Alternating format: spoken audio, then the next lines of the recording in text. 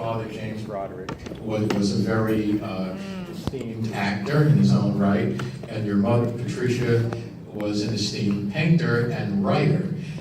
Would you say it's sort of an inevitability that you desired to go into show business, or did you ever have dreams like other little boys, maybe being an engineer or a cop or something like that?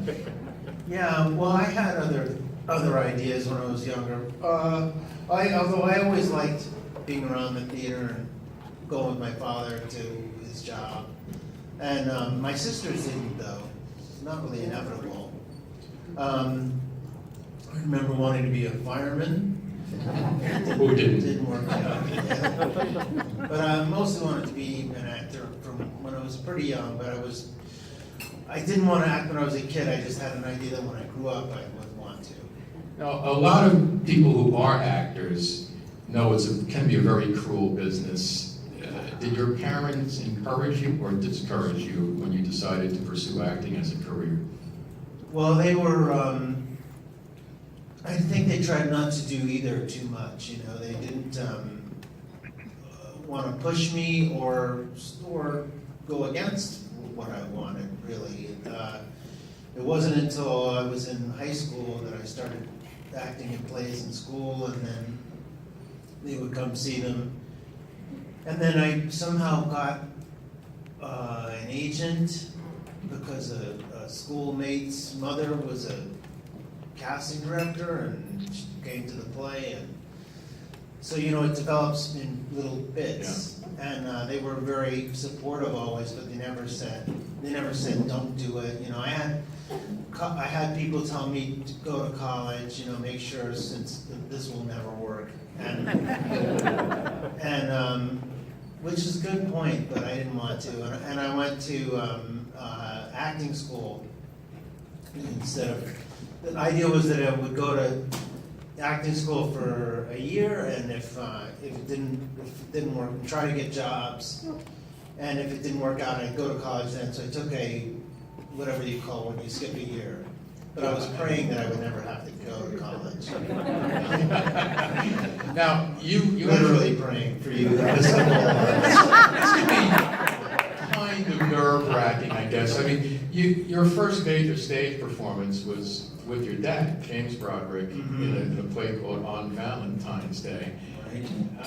What were you thinking at that time? I mean, making your stage debut was going to be pretty nervous experience for anyone, but doing it opposite your father. Yeah. And that I may ask you, is a great actor who is in many big films. I remember him most from Taking of Pelham 1, 2, 3, Dog Day Afternoon. So what was it like going up against your father? Was that comforting, or was that even more intimidating? Well, it was both. It was intimidating. It was. I was still in high school. The play was at HP Studio, a little teeny acting school on Bank Street. Got some sentiment in the room. Yeah, and a play that Horton Foote wrote, and he was a friend of the family, so I felt very supported. It was all friends, kind of. But still, it was my first time doing a play outside of school, although the stage was about the same size as the school stage. It didn't feel all that different.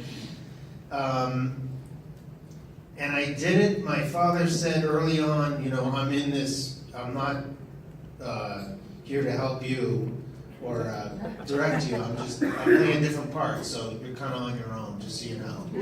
But was that even more intimidating, though, having your dad there, this accomplished actor that you... Somewhat. Also, our relationship in the play was one of, he played my father, and I was a ne'er-do-well son, so it was all arguments, and he didn't mind if I felt uncomfortable. That was the kind of... About your performance. Yeah, that's the kind of actor he was. He didn't like to talk about things, but he did like to really scare the person he was supposed to scare. Well, you must have done okay on that one, Matthew, because you were then cast as Harvey Firestein's son in Torch Song Trilogy. Yeah. Now, of course, that became I guess you would have to call it a cult sensation to begin with, because it really arrived with no fanfare and no big backing or anything. Yeah. But word spread, became a big hit, and you rode that wave. But I've got to ask you what it was like working with the inimitable Harvey Fierstein. Well, that was the first paying job that I had, and it was about 2 years after Valentine's Day, so it's not like Immediately. I finished high school, I auditioned for a year, and I didn't do that well, and I went to school, acting school, a little bit, and then I had an audition with Harvey Fierstein. It was originally 3 little plays that had never been put together before. Torch Song Trilogy, it really is a trilogy. And I read with Harvey across a table, and at the time, it was about a gay family, and at that time that wasn't such a common thing, so my agent was like, don't do it. Not my gay agent. It's like, don't do it. But I did it. I really needed it. I love to say how brave I was again, but I was just really wanted to get a job. I couldn't get a job, and so I said, I'll play gay. I don't give a damn what But what was it like working with Harvey as a person? Harvey was larger than life, I assume. Well, Harvey was great. The great thing about Harvey was that he immediately liked me. I read with him, and he was just like, yeah, that's fun. And I read, and I left the audition, and the producer came after me and said, we want to hire you. I think that might have been a callback, but I didn't go get home and have an agent call me. He just said, go get him, I want that. So really, your dad's influence really didn't have any impact on whether you got that role or not.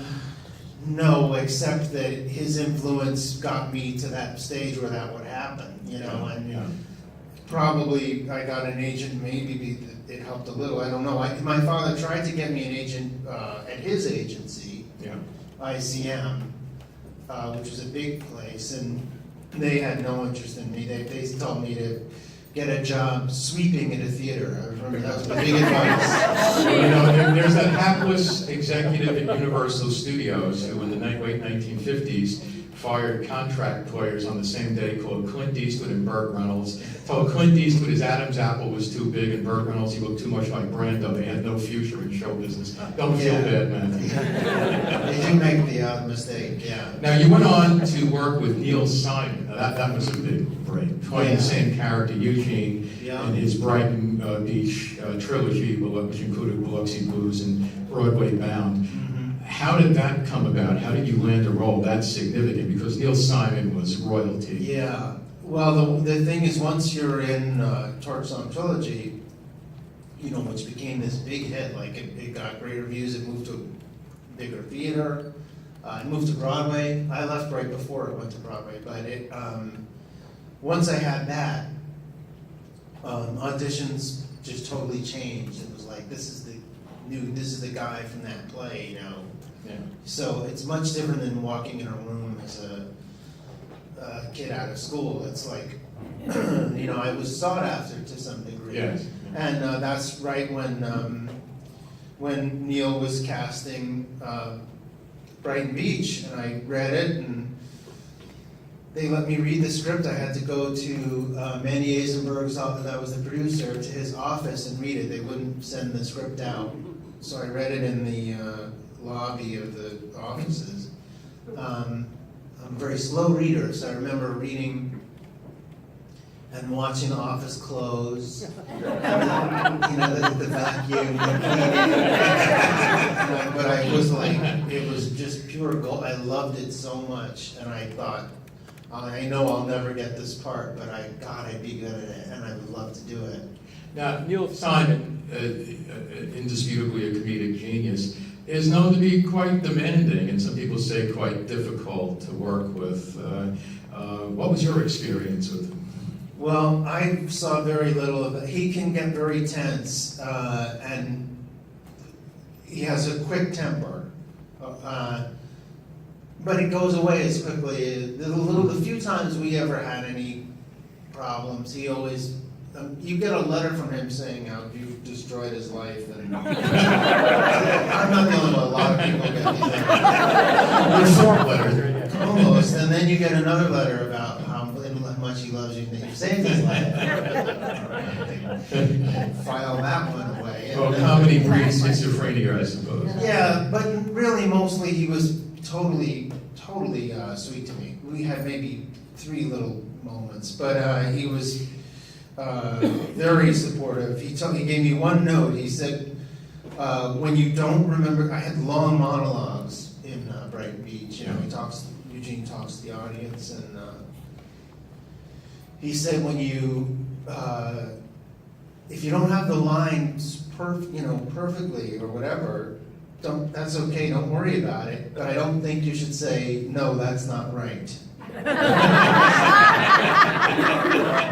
So I stopped saying, no, that's not right. I was saying that. But Neil Simon really had a lot of influence on your life, because it was a Neil Simon property that really got you into feature films, correct? Yep. 1983, film called Max Dugan Returns with Jason Robards. That's right. Great Jason Robards.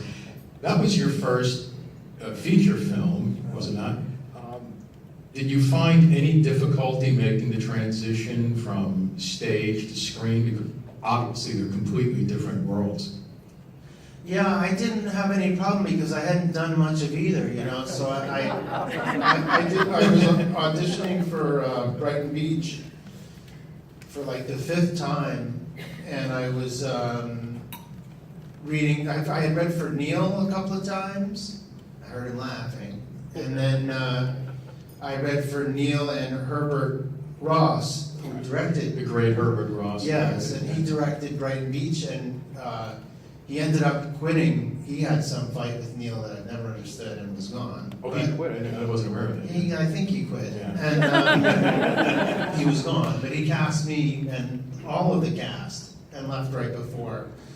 But the same day that he cast me, he said, I have a film that we're shooting over the summer that I'd like you to read for. So he had me come sit in the audience we were auditioning in a Broadway theater. So I sat in the audience and sat with the director, and we just read through this entire Max Dugan Returns. Then I went back on stage and read for Brighton Beach again, and another actor came in and they made me read with the guy who was going to play my brother and all this stuff. And I was leaving the theater, and the casting director said, well, you had a good day. And I said, what? And she said, I'm not supposed to tell you this, but you got both parts. That is a good day for an actor. So I had a movie that I'd never done, and a lead on a Broadway play on that same afternoon. Wow. I have to ask you, what were your memories? Been all downhill since. I wouldn't say that, not quite. What are your memories of, I have to just ask, there's a lot of actors in the room, Robar, larger than life personality. Absolute hack.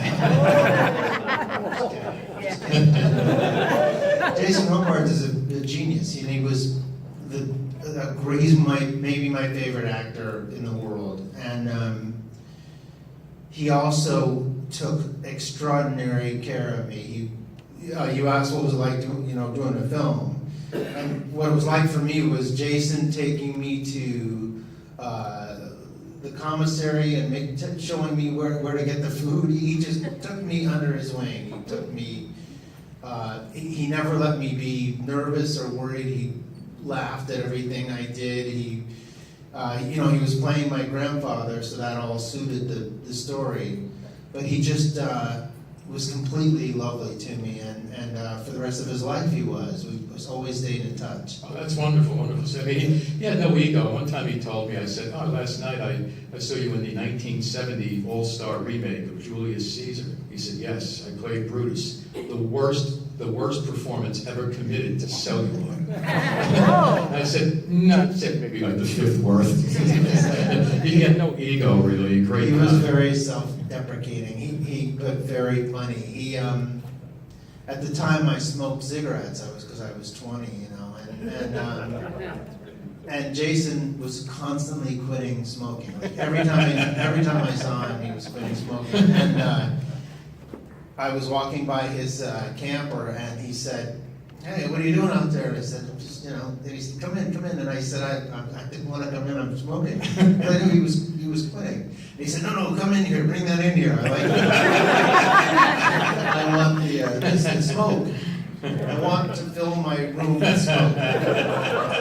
I think he probably died of some, you know, it's not good for you, obviously. No, it's not good for you, but he was what they used to call a man's man, I suppose, back in the old days. Yeah. Now, you, right around that time, right after Max Dugan, you really had a breakaway hit as the star of War Games, which, you know, for those of you who go back to the mid-'80s, when computer technology was really in its infancy as far as it relates to today, Matthew starred in this film in which a teenager just about causes the apocalypse, a nuclear apocalypse. The film really took off. Did that surprise you, the success of War Games? It was just a huge hit. Yeah, no, it did surprise me. Although I thought it was really suspenseful. Reading it was great. Another part I really wanted, and I only got that part because I was doing Max Dugan. That's what happened, you know. They came and watched dailies of that. I did that, yeah. So, all these things lead to other things when things work. I was very surprised. That was a movie where they fired the director 2 weeks in. It kept happening to me. And, everything with you, Matthew. No, but like the guy who cast me was gone. So there was a moment of, will I still be in it? It's really difficult. Yeah. Well, it is. We didn't know. And the only ones that were kept were me and Ali Sheedy, and the rest were basically replaced. And a few people were replaced in Brighton Beach too, so I was very fortunate. And the success of War Games led to yet another film that became a pop culture classic, Ferris Bueller's Day Off. 1986, it's hard to believe it's been that long. Of course, I think I can say without pure contradiction, you probably had no idea what you were filming would become an American pop culture cult hit. No, I did not. John Hughes, who wrote and directed that, was already, though, super successful. He had done The Breakfast Club and 16 Candles. Right. So when I was sent the script, they were like, I was like, nah, I just did a play where I talked to the audience. I don't know if I should, what else? Yeah, I don't know if I want to do that. And my agent was like, I'm getting on a plane now. And you're doing the movie, or I'm going to kill you. So he really perceived that potential. Yeah, so Earned his 10%. he was like, it's not something we're going to discuss. I'm going to kill you. Okay, so I did. What was John Hughes like as a person? Was he like, he seemed to have a knack for really tapping into teenagers. He sort of never lost the knack of, he never seemed to outgrow his teenage years. Was he like that in real life as well? Did he have that type of persona where he could relate to young people very well? Yeah, I mean, he certainly could put himself in their shoes, and right from their point of view. He was very quiet, but he had a group of us who would come hang out at his house. So he was, without being very talkative, he was like a father in a way, or some. Everybody liked to be at his house. We would all swim and hang out, and he was great. He was very, very funny, quiet, and hilarious. And I thought of him as this old gentleman who knew about teenagers, but now I look at it, and he was like 20, 30 something. He wasn't that old. He left us far too soon. Yeah, he did. A lot of potential there. A lot of potential. He had kind of stopped working much for some reason, which I don't understand. But yeah, he just died suddenly. You reunited with Harvey Fierstein for the screen version of Torchstone Trilogy, only there was a twist. This time you played his lover. Yeah. How weird was that experience, and what challenges does that present to you as an actor, because you already played his son? Right. Yeah. Well, it was. I was too old. The son part I was much too old for. I had just grown into the other part, really. But I don't know if I was right for it. But I loved Harvey so much, and it was a time in my life I wanted to do something that I felt safe and taken care of, and I just thought, I want to do that film. I want to be part of finishing this journey that Harvey's on. Not finishing it, but getting that play into a movie. I just wanted to be there for it, and I'm very glad I did. And following that, you went in a completely opposite direction with a great film, the movie Glory, which basically established Denzel Washington as a major star. What are your memories of making the Civil War epic? It was certainly nothing like anything you had made before, a big budget war movie. Yeah, it was very challenging. I was attached to that it took a few years to get it on. I had been sent, the producer of the movie sent me a book. It was called Lay This Laurel. It was about the 54th Massachusetts, about a little bit. Anyway, I knew the story, and it was such a great story, and gradually came together. Ed Swig directed it, and this Kevin Jarre wrote a script. The script went through lots and lots of complicated changes, even while we were shooting. So it was not easy, and it took months. And of course, it was physically pretty difficult, but with bombs and yeah, I can imagine. And extras who were running around with long swords, thousands of them. Did you see the star potential in Denzel Washington? He won the Oscar for that, Best Supporting Actor. Yes, no, I could tell it was a perfect fit for him. He was already pretty well known. I mean, when he was, although he'd done movies that none of them had really worked so well, I guess. I think he wasn't a box office draw. He was established. Right. But I knew him. I definitely wanted to work with him and knew him. And I could tell it was work. You can't tell, to be honest with you. Yeah. It looked good, but you don't know until they are finished and come out. Right. And Morgan Freeman too. I was so happy to have a chance to work with him.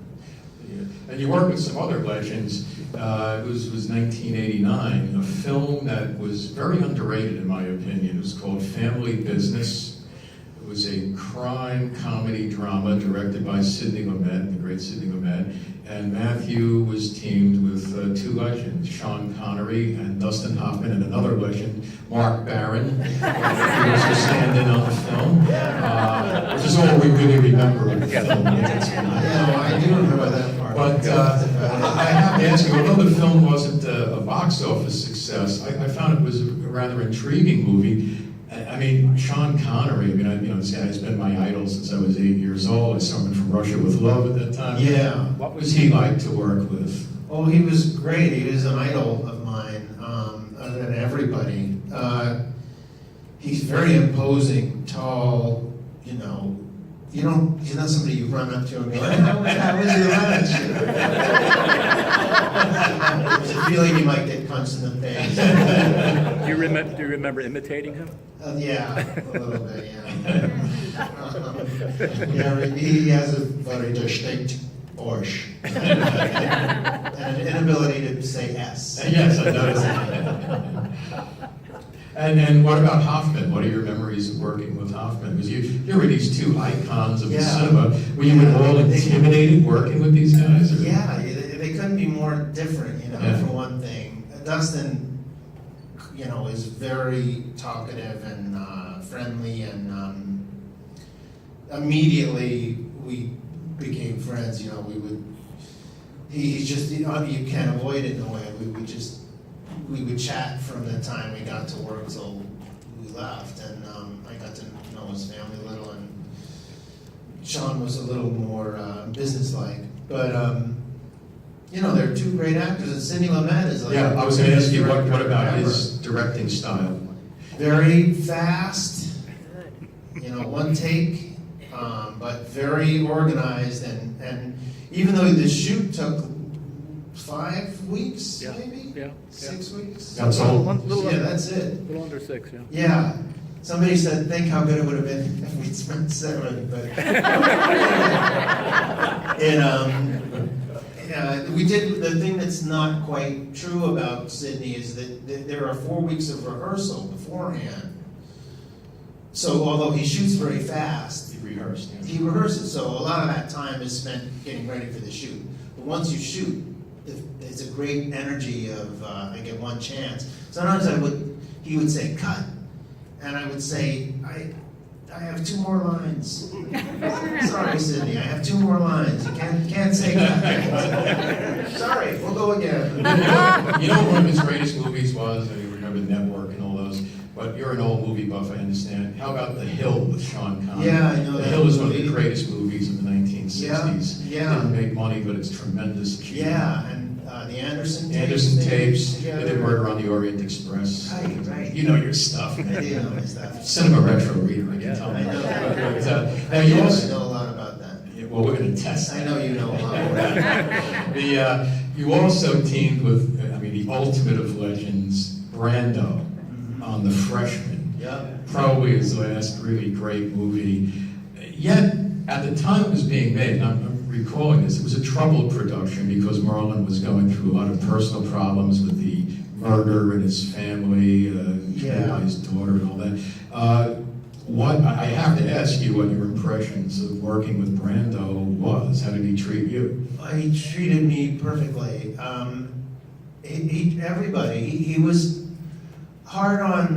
Were you on that one too, Mark? I don't Yeah, remember. yeah. You were. He would be hard on the producers and anybody who had to tell him to be somewhere at a time or pay him. Or I was always fighting with Frank Oz, the director, wasn't Oh, he? I've heard about that. I wasn't there for that, but I've heard horrible things. Yeah, he didn't always like directors, but he liked Andy, who wrote and directed this, and actors he was always good to. I never saw him mistreat an actor ever.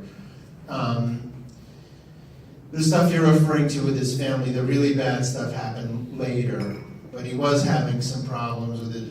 It was horrible, and he had to go home for a little while, and he came back and felt that, well, there was a dispute over whether he should be paid for working extra time, even though he had to leave in the middle, so that got very ugly, and he did an interview where he said it was a terrible movie. I remember that. Yeah, well, Then he apologized. yeah, well, he threatened, he said, if you don't pay me or whatever, I'm oversimplifying this, but I'll tell everybody the movie stinks. And everybody thought, yeah, that would hurt you, so you won't do that. And of course, the next morning, Yeah, I remember the reading cover it. of the Toronto Gazette was, Yes, that's right. Marlon in a neck brace saying, what a shame to go out on On a a turkey. turkey, yeah. It was such a good movie, The Freshman. And did you Then have he, said, I any? was kidding. Then he said, no, it's great, actually. He did, yeah. It's kind of- It's a little late. Yeah, a little late.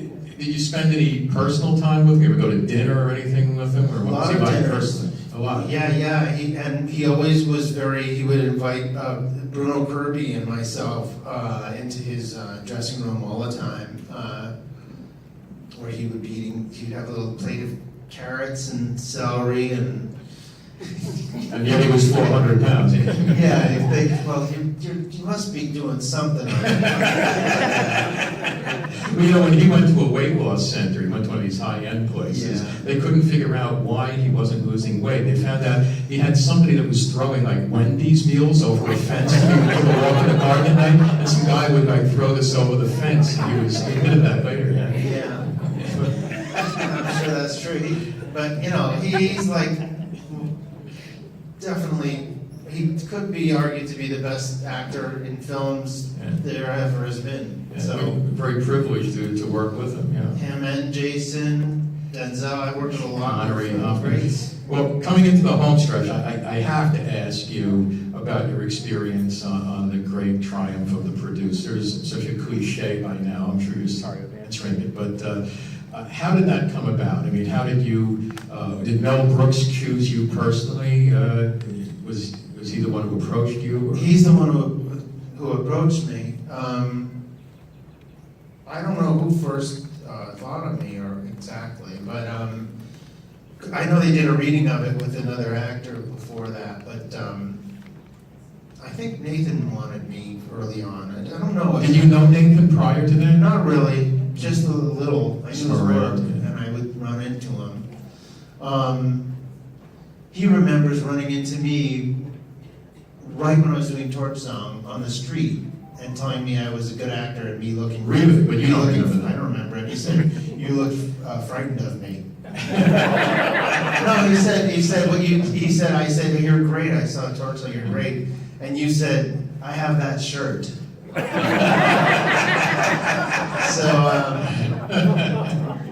anyway, cut to 30 years later. It was Mel Brooks. Are we out of, is it too, the story, Mel Brooks, I started hearing that they were doing a musical of the producers, and then I started hearing there was interest in me. I would read in the paper, I'd see me, but no word from anybody, at all. And then Tom Meehan, who wrote the book, said, they want you for the producers, and I said, I hear that, but nobody's actually telling me.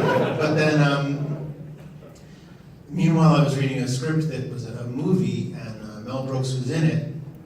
And the director said, we want to have a meeting with you and Mel Brooks and the producers and talk about this movie, another movie. And I went to a hotel, and there's Mel Brooks. I meet him, and we talk about this film. And then as the meeting is wrapping up, Mel goes, okay, now that meeting is over, I would like to stay with Matthew for a little while if you guys don't mind. And the other people left. So this was on their dime, it started to occur to me. But Mel said, I want to talk to you, let's find a place. And we went and we sat at one of those little tables that's near the elevator in a hotel. Right. With two chairs and a Yeah, flower. the script. And he told me about it. It's like a set. Nobody ever sits there. But that's where It's only for appearance's sake. Yeah, it's not even a real chair. And he told me, come tomorrow and we'll play some songs, and I've written these songs and you can hear them and see what you think. And I said, you mean like, I see what I think, and then you ask me to sing along, and then you stop singing, and then everybody decides whether they want me? Is that what you mean? And he said, no, I don't mean that. That's very smart, but I don't mean that.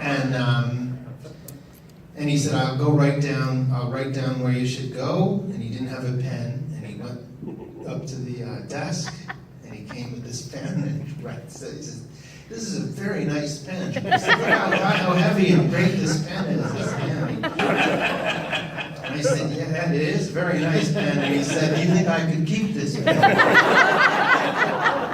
And I said, well, yeah, you can ask, you want to ask them? We can ask them. Let's go ask them. And he said, I'm going to do that. I'm going to go ask them. So I watched him go back to the desk, talk to the people behind the desk, and they're very, happy. And he comes back and he's got the pen in his pocket, and he said, they'd be happy for me to keep it. How involved was Mel, I assume, for the whole production of the producers? Well, first of all, let me ask you, had you seen the '68 film version prior to that? Of course I had seen it, yeah. I had memorized it. Yeah, I know that film very well. So, did that, again, I get back to the point of whether an actor can be intimidated at times. You're taking over, you and Nathan took over roles from two icons, you and Estelle, Gene Wilder, you playing Gene Wilder's role, and so memorably. Did that give you any pause to hesitate? Yeah, not to not do it. I was desperate to work with Mel Brooks. Young Frank, since I was a kid, he's my idol, so the idea of just being, there's no way I wouldn't do it, but I was very frightened, and everybody, it sounds like what a good idea, and of course it was a success, but when we were doing it, we felt we were taking this sort of perfect thing, that movie, and maybe messing it, hurting it. So it wasn't like obvious that it was good or anything like that. So the fact that it became a record breaker on Broadway probably really shocked you, I would think. Yeah, I mean, once we started rehearsing, you could definitely feel the energy was good. Like, people were enjoying themselves, and the songs were really good, and we did a little reading in a room like this, in a rehearsal hall, and the little teeny audience there they were crazy laughing, and we thought, that's interesting. And then we went to Chicago to open, and we were ready a little bit early, and they decided to just get an audience just in the balcony, because the bottom with the orchestra was still technical people for lighting and all that. But we invited an audience to just do the little middle balcony, and they went mad, screaming, laughing, cheering. So we were like, wow, this isn't weird. And then the next night we had basically a full audience, which went crazy. And I remember Nathan and me just every now and then glancing at each other, thinking, it's not that good. But it was, I think he did once say to me after some joke, he's like, it's not even a good joke. Well, there's two more questions, and would you, if you had to choose between making a career in film or theater, which would you want to choose? Which pleases you more? It's a tough question. I like both. I do much more theater now, and I get much better opportunities in the theater than I do in film. But I do love films. I love watching them and making them. I like the quietness of it. You don't have to reach out so far. And on the other hand, doing a play and doing the whole performance and feeling the audience and laughs is one of the great feelings that there are. So I guess the long answer, I would probably, the theater is the one. When you were starting out, I guess every actor has some mishaps on the stage or anything. Did you ever have anything that really could? Nope. No problems. But I remember Anthony Hopkins one time talking about his stage debut was opposite Olivier in the Old Vic Theatre in London. You talk about pressure. Yeah. And he came out on stage and couldn't think of a single line. I mean, not one word came out. When you were starting out, did you have that experience at all? Did you ever get stage fright at all? Yeah, I still get stage fright. Even today? Yes. It goes away, but I get it the first couple of times. The first play I did in high school where I had a big part, I came out, I said the first 2 lines, then forgot. My co-star, it was just a 2-hander. Oh, that's terrible. It's okay. No, now I forgot. Anyway, she didn't speak. When you're just young, you don't realize that if you forget a line, you should probably say something or try to ask a question or whatever. But she just sat there like a statue. How many? Not even that. Nothing. That's right. Be crazy. How many? Yeah. Do you know what that's from? Yeah, I've had a few problems. The thing about mistakes on stage, something incredible has to happen for anybody to notice, for one thing. Like, you can't believe how bad things can go, and then people are like, oh, I didn't see that. Yeah. Like, I broke my arm. Broke fine to me, I didn't see it. Now, last question. I guess every actor's got some kind of an unfulfilled dream project. Do you have one? You want to play Batman, Superman, James Bond, or something? Yeah. All of them. Okay. Is there something that really nags you that you haven't gotten to yet? A play or a film that you'd like to realize? No, I wish I could think of something, because I would try to do it, you know? But I have never really, I can't think of one. I've had things that I really wanted and I didn't get. Yeah. Had a few of those, but I don't have one dream role. Those usually don't work out, just so you know. They don't fulfill the expectation. Finally, a movie just about play toys. That's all I ever wanted. I don't mean the animated one. No, Legos, yeah. No, that was good though. That was Yeah. good. Yeah. Well, I want to thank Matthew Broderick for joining us. We're great to have him here today. It's been a pleasure.